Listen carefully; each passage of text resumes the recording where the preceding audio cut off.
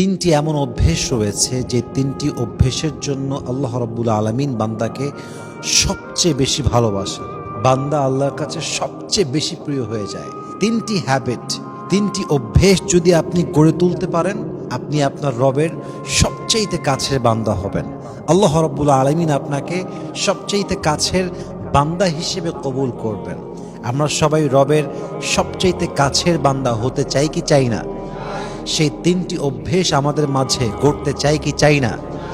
প্রথম অভ্যেস, প্রথম হ্যাবিট, আপনি সবসময় রবের জিকির করার মতো একটা স্বভাব করে তুলবেন। যখনই ফ্রি আছেন পড়বেন সুবহানাল্লাহ, আলহামদুলিল্লাহ, লা ইলাহা ইল্লাল্লাহ, আল্লাহু আকবার। এই জিকিরগুলো বেশি বেশি করবেন, কারণ রিমেম্বারেন্স অফ আল্লাহ সুবহানাহু ওয়া তাআলা, আল্লাহর স্মরণ করা, আল্লাহর জিকির করা, আল্লাহকে ডাকা শুধুমাত্র যে আপনার মনের শান্তি নিয়ে আসে তা নয়, বরং আপনাকে আপনার রবের সবচাইতে নিকটবর্তী বান্দা বানিয়ে দেয়। সুবহানাল্লাহ পড়েন আপনারা সবাই। আলা বিযিকরিল্লাহি তাতমাইন্নুল কুলুব। মনের প্রশান্তি মূলত টাকা দিয়ে পাওয়া যায় না, বাড়ি দিয়ে পাওয়া যায় না, গাড়ি দিয়ে পাওয়া যায় না, বরং টাকা, গাড়ি, বাড়ি সব কিছু থাকা সত্ত্বেও ইউ উইল ফিল জিরো। আপনি মনে করবেন যে আপনি শূন্য, আপনার কিছুই নেই যদি আপনি আপনার রবের স্মরণ ভুলে যান, রবের জিকির ভুলে যান। আর যদি রবের জিকির জীবিত থাকে, জিন্দা থাকে, অলওয়েজ মুখে জারি থাকে, আপনার সব কিছু না থাকলেও, আপনি শূন্য হলেও রবের জিকির থাকলে আপনার মনকে প্রফুল্ল করবে একজন। তিনি কে? পাকিস্তানের একজন সিঙ্গার, যিনি ছিলেন জুনায়েদ জামশেদ, কিন্তু তিনি পরবর্তী সময়ে ইসলামের সুশীতল ছায়ায় এসে হি বিকেম দাঈ ইলাল্লাহ। তিনি একজন ইসলামের বড় দায়ী হয়েছিলেন। তিনি ওনারা একটা লেকচারে বলেছিলেন যে আমি যখন জনপ্রিয়তার শীর্ষে ছিলাম, টপ লেভেলে ছিলাম, আমি একদিন মনে মনে ভাবলাম যে এক यंग मैन, एक लड़का, एक नौजवान इस जमाने में जो जो ड्रीम देखता है, जो जो सपना देखता है कि उसके पास ऐसा होना चाहिए, मेरे पास सब कुछ है, पैसा है, दौलत है, शोहरत है, इज्जत है, लेकिन मेरे दिल में कहीं सुकून नहीं है। मैं फील करता हूं कि मेरे अंदर सुकून नहीं है। উনি বলেন যে এই যুগে একজন যুবক তার লাইফে যা যা এক্সপেক্ট করে, যা যা পাওয়ার স্বপ্ন দেখে, আই হ্যাভ এভরিথিং, আমার কাছে সব কিছুই আছে, জাস্ট একটা জিনিস নাই, এটা হচ্ছে আমার মনের শান্তি নেই। এটা আমি কেমন করে পাবো? After a long time, it's long story, আমি সময় বেশি নিতে চাই না। সর্বশেষ উনি বললেন যে আমার সাক্ষাৎ হলো মাওলানা তারিক জামিলের সাথে।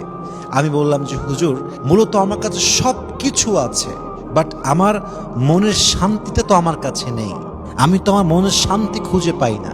তো হুজুর ওনাকে একটা উত্তর দিলেন যে দেখো, তোমার দেহের একটা নিড বা চাহিদা আছে, তোমার রুহের একটা চাহিদা বা খোরাক আছে। দেহের চাহিদা একরকম, রুহের চাহিদা আর এক রকম। দেহের খোরাক একরকম, রুহের খোরাক আর এক রকম। দেহের চাহিদা কি? আপনি খুব ভালো ঘুমাতে পারলেন, খুব ভালো খেলেন, চোখ দিয়ে ভালো কিছু দেখলেন, ইউ হ্যাভ এভরিথিং, আপনার দেহ ঠিকঠাক আছে, আপনি 3 বেলা পারফেক্টলি খাবার খেয়েছেন, এটা হচ্ছে আপনার দেহের জন্য খাবার, এটা আপনার দেহের চাহিদা। কিন্তু রুহের একটা খাবার আছে, রুহের একটা চাহিদা আছে, এবং রুহের আসল খাবার হচ্ছে আল্লাহর জিকির। এটা হচ্ছে রুহের চাহিদা, এটা হচ্ছে রুহের পাওনা। আপনি 3 বেলা খেয়ে বডি ঠিক থাকবে, কিন্তু মনের শান্তি খুঁজে পাবেন না। যদি আপনি রুহানি যে গিজাটা আছে, রুহানি যে খাবারটা আছে, অর্থাৎ মনের শান্তি, রুহের শান্তি জাস্ট টাকা দিয়ে আসে না, জাস্ট গাড়ি দিয়ে আসে না, জাস্ট বাড়ি দিয়ে আসে না। রুহের শান্তি পেতে চাইলে একমাত্র একটাই সবচেয়ে বড় উপায়, জিকির করতে হবে এক সত্তার। তিনি কে? উনি উত্তর খুঁজে পেলেন যে মনের শান্তি মূলত টাকা পয়সা দিয়ে পাওয়া যায় না, যদি বান্দা রবের থেকে ডিস্ট্র্যাক্ট হয়ে যায়, যদি বান্দা রবের থেকে বহু দূরে চলে যায়। এর জন্য মাথায় রাখতে হবে, যদি আপনি আপনার রবের সবচেয়ে প্রিয় বান্দা হতে চান, প্রথম অভ্যেস অলওয়েজ জিকির করবেন, সুবহানাল্লাহ, আলহামদুলিল্লাহ, লা ইলাহা ইল্লাল্লাহ, আল্লাহু আকবার। এটা হচ্ছে আফদলু যিকির, এর চাইতে সেরা জিকির আর কিছু হতে পারে না। অতএব আজ থেকে আমরা রবের জিকির বেশি বেশি করব তো ইনশাআল্লাহ। একটু জোরে বলতে হবে সবাই মিলে, ইনশাআল্লাহ। 2 নাম্বার, যদি আপনি রবের প্রিয় হতে চান, 2 নাম্বার যে অভ্যেস আপনাকে গড়তে হবে, 5 ওয়াক্ত নামাজের সঙ্গে আপনার কানেক্টিভিটি কমপ্লিটলি অ্যাটাচড করতে হবে। You have to be connected with 5 times সালাহ ইন এভরি সিঙ্গেল ডে। যতদিন বেঁচে আছি, আমার যতক্ষণ পর্যন্ত শ্বাস বাকি আছে, দেহে আমার রক্ত প্রবাহিত হচ্ছে, আমি নামাজ পড়বই, আমি নামাজ ছাড়বো না। নামাজ আমার থেকে কখনো দূরে যেতে পারবে না, আমার জীবন থেকে সব বাদ হয়ে যাবে, নামাজ বাদ হতে পারবে না, ঠিক কিনা বলেন? নামাজ হচ্ছে একটা ফার্সি শব্দ, আরবি ভার্সনটা হচ্ছে সালাহ। সালাহ নিয়ে আমি কথা বলেছিলাম যে সালাহ means literally connection, link or communicate with Allah subhanahu wa ta'ala through the act of ritual prayers. সালাত মানে হচ্ছে আল্লাহর নিকটবর্তী হওয়া, সালাহ মানে হচ্ছে আল্লাহর সঙ্গে কথা বলা, সালাহ মানে হচ্ছে আল্লাহর কাছে দোয়া করা, সালাহ মানে হচ্ছে আল্লাহর সঙ্গে নিজের সম্পর্ক, নিজের তাআল্লুক, নিজের রিলেশনশিপটা জুড়ে দেওয়া। সুবহানাল্লাহ পড়বেন না আপনারা সবাই? হাদিসে আসছে আকরাবু মা ইয়াকুনুল আবদু মির রাব্বিহি ওয়া হুয়া সাজিদ। বান্দা আল্লাহর সবচেয়ে নিকটবর্তী তখন হয় যখন বান্দা সেজদায় লুটিয়ে পড়ে। সুবহানাল্লাহ পড়বেন না আপনারা সবাই? ফাসজুদ ওয়াক্তারিব। আল্লাহ বলছেন, if you want to get closer to me, prostrate and be closer to me. বান্দারে, তুই যদি আমার কাছে আসতে চাস, আমার নিকটবর্তী বান্দা হতে চাস, তুই জাস্ট সেজদায় লুটিয়ে পড়। বাহ্যিক চোখে দেখা যায় যে আমরা জমিনের উপরে সেজদা দিয়েছি, বাহ্যিক চোখে দেখা যায় আমরা ফ্লোরে সেজদা দিয়েছি, বাহ্যিক চোখে দেখা যায় আমরা টাইলসের উপরে সেজদা দিয়েছি, কিন্তু এর আসল অর্থ হচ্ছে আমরা রবের কুদরতি পায়ের উপরে সেজদা দিয়েছি। সুবহানাল্লাহ পড়ুন সবাই। অতএব যদি আল্লাহর প্রিয় বান্দা হতে চান, নামাজের সঙ্গে আপনার কানেক্টিভিটি 100-এ 100 বাড়াতে হবে। আর মাথায় রাখবেন, যদি আপনি আপনার লাইফটাকে মিরাকুলাসলি চেঞ্জ করতে চান, যে এমনভাবে পরিবর্তন হবে, দিস ইজ কল্ড ম্যাজিক, মনে হবে জাদুর মতো পরিবর্তন হয়ে গেল, এর সবচাইতে বেস্ট মোটিভেশন, আপনারা অনেকে মোটিভেশন খোঁজেন ফেসবুকে রিলসে, অনেকে খোঁজেন টিকটকে, অনেকে খোঁজেন ইনস্টাগ্রামে। আমি আজকে আপনাকে পৃথিবীর শ্রেষ্ঠ মোটিভেশন কথা বলছি, শ্রেষ্ঠ বাক্য বলছি, এর চাইতে শ্রেষ্ঠ মোটিভেশন পৃথিবীর আপনি কোথাও খুঁজে পাবেন না। যদি আপনি পৃথিবীতে সবচেয়ে বড় মোটিভেশন খুঁজতে চান, 5 ওয়াক্ত নামাজ পড়া শুরু করে দেন এবং দেখেন যে আপনার লাইফটা কতটা চেঞ্জ হয়, আপনার চিন্তা কতটা চেঞ্জ হয়, আপনার মনের শান্তি কেমন করে চেঞ্জ হয়। দেখবেন যে মনের অশান্ত অবস্থাগুলো শান্ত হয়ে গিয়েছে, চিন্তাগুলো কমে গিয়েছে, ডিপ্রেশনগুলো দূর হয়ে যাচ্ছে এবং আস্তে আস্তে আপনার এমন মনে হচ্ছে যে পুরো দুনিয়া আমাকে আঘাত করলেও ভাঙার মতো কোনো কিছু নেই, কারণ রব যার বন্ধু হয়ে যায় তার হারাবার মতো আসলে কিছু নেই, ঠিক কিনা বলেন? নামাজ হচ্ছে আপনার জীবনের the biggest motivation in your life.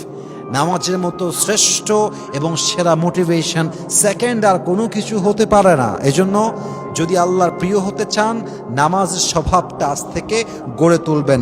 রাজি আছেন তো সবাই ইনশাআল্লাহ? Number 3, helping others and showing kindness to people. যদি আপনি রবের প্রিয় বান্দা হতে চান, সবচেয়ে সুন্দর স্বভাবটা হচ্ছে, অভ্যেসটা হচ্ছে মানুষের বিপদে পাশে থাকা, মানুষকে দান করা, মানুষের প্রতি দয়া করা। মাথায় রাখবেন, কোনো মানুষ বিপদে পড়েছে এবং আপনার কাছে সামর্থ্য আছে যে আপনি তার পাশে থাকতে পারবেন, কিন্তু সামর্থ্য থাকা সত্ত্বেও আপনি তার পাশে থাকলেন না, তাকে আপনি সাহায্য করলেন না, তার বিপদে আপনি জখমের আঘাত সারার জন্য মলম হয়ে কাজ করতে পারলেন না।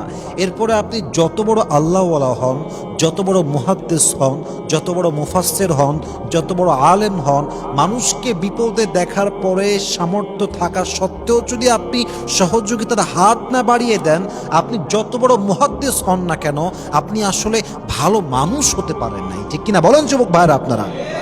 ভালো মানুষ তো সে মানুষ যে অন্যের প্রতি দয়া দেখায়, মায়া দেখায়, বিপদে পাশে থাকে, বেঈমানি করে না, গাদ্দারি করে না।